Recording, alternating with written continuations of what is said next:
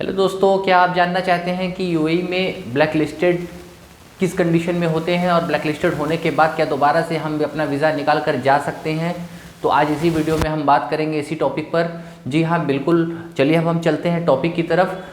जी, अगर आप सबसे पहले तो हम बात कर लेते हैं कि ब्लैक लिस्टेड किस कंडीशन में होते हैं। जैसे ब्लैक लिस्टेड, अगर आप यूएई के अंदर कोई क्राइम कर दिए हैं, कोई इलीगल एक्टिविटी कर दिया, या मेडिकल में फेल हो गए हैं, या इस तरीके की कोई भी जो गवर्नमेंट, वहाँ की गवर्नमेंट को जो पसंद नहीं आया, या इस तरीके का कोई मिसबिहेव हो गया, तो उस कंडीशन में आपको यूएई से ब्लैक लिस्टेड कर दिया जाता है। जी, ब्लैक लिस्टेड होने के बाद आपको तुरंत ही अपनी होम टाउन कंट्री पे एग्जिट करा दिया जाता है, वापस भेज दिया जाता है।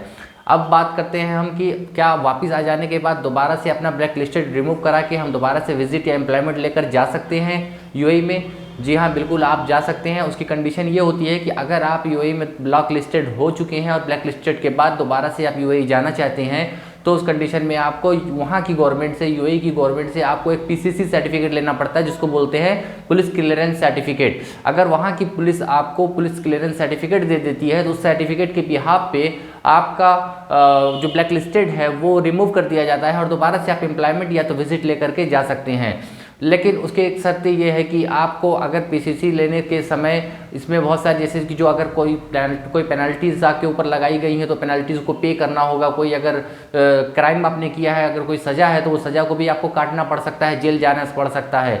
अगर आप जानते हैं कि आपने कोई क्राइम करके आए हुए हैं, तो उस कंडीशन में आपको एक एडवोकेट हायर करना चाहिए। वहाँ की गवर्नमेंट कोई एडवोकेट को हायर कर लीजिए और एडवोकेट के थ्रू आप जाइए वहाँ पे। एडवोकेट आपका जो भी ब्लैक लिस्टेड है उसको रिमूव कराएंगे और रिमूव करा के दोबारा से विजिट निकाल करके आप जा सकते हैं यूएई। जी, इसके साथ साथ मैं आपको सजेशन ये दूंगा कि आप यूएई जाने के लिए एम्प्लॉयमेंट वीज़ा ना लगा करके पहले विजिट वीज़ा लगाइए। अगर आपने ब्लैक लिस्टेड अपना रिमूव करा लिया है और रिमूव कराने के बाद आप अपना एम्प्लॉयमेंट वीज़ा लगाने से अच्छा है कि पहले आप अपना विजिट वीज़ा एक ले लीजिए, 1 महीना या 2 महीने का विजिट वीज़ा ले करके आप जाइए वहाँ पे, ताकि आपको वहाँ इमिग्रेशन में अगर कोई दिक्कत आती है, वहाँ से अगर आपको एग्जिट कराया जाता है तो आपके ज़्यादा पैसे लॉस ना हो। अगर एम्प्लॉयमेंट वीज़ा आप लगाते हैं तो आपके पैसे ज़्यादा लॉस हो जाते हैं।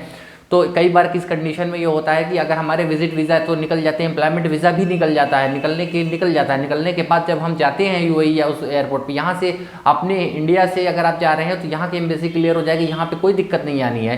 प्रॉब्लम कहाँ आनी है? प्रॉब्लम वहाँ पे आनी है जब आप यूएई के एयरपोर्ट पे लैंड करेंगे और यूएई के एयरपोर्ट पे उतरेंगे, वहाँ पे इमिग्रेशन कराएंगे, तो इमिग्रेशन में आपको वहाँ पे रोक दिया जाएगा। एयरपोर्ट से ही आपको रिटर्न भेज दिया जाता है, दोबारा वापस भेज दिया जाता है। जी, तो उस कंडीशन में आपको सजेशन करूंगा कि आप चाहे पीसीसी के थ्रू अपना ब्लैक लिस्टेड रिमूव कराए हों या आप एडवोकेट के थ्रू अपना ब्लैक लिस्टेड रिमूव कराए हों, दोनों में से कोई भी अगर आपने ब्लैक लिस्टेड रिमूव करा लिया है, आप पूरी तरह से संतुष्ट हो चुके हैं कि हमारा ब्लैक लिस्टेड रिमूव हो गया, अब हम दोबारा से यूएई जा सकते हैं, तो उस कंडीशन में सबसे पहले मैं आपको सजेस्ट करूंगा कि आप एक विजिट वीज़ा ले करके वो 1 महीने का जाइएगा, ताकि आपको, और ये भी एक तरह से रिस्क ही होगा कि आपको अगर एम्बेसी वहाँ पे इमिग्रेशन क्लियर नहीं हुआ तो आपको वापस भी आना पड़ सकता है।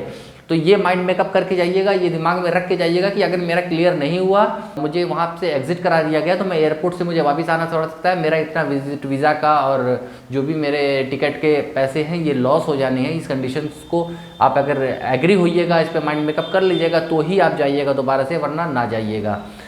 अब बात करते हैं हम कि अगर किसी का ओल्ड टीवी स्केयर की वजह से ब्लैक लिस्टेड कर दिया गया है, तो ओल्ड टीवी स्केयर की वजह से ब्लैक लिस्टेड की बात मैं करूं तो उसके लिए देखिए एम्प्लॉयमेंट वीज़ा के लिए ब्लैक लिस्टेड किया जाता है, ना कि विजिट के लिए। विजिट वीज़ा कभी भी आ सकता है, अगर आपने जुल्म नहीं किया है, कोई क्राइम नहीं किया है, वहाँ पे कोई अपराध नहीं किया है, तो सिर्फ आपका मेडिकल में अनफिट कर दिया गया है, वो भी old TV square, current TV नहीं पाया गया है, ओल्ड टीवी स्केयर की वजह से, पुराने टीवी के दाग की वजह से, तो उस कंडीशन में क्या होता है कि आपको ब्लैक लिस्टेड सिर्फ एम्प्लॉयमेंट वीज़ा के लिए किया जाता है कि आपका पूरे यूएई के अंदर एम्प्लॉयमेंट वीज़ा नहीं स्टाम्प होगा, बल्कि विजिट वीज़ा आप ले सकते हैं। विजिट वीज़ा लेके आप 1 महीना 2 महीने के लिए आ सकते हैं और आने के बाद घूम सकते हैं, घूम के फिर दोबारा से एग्जिट आपको करना होगा।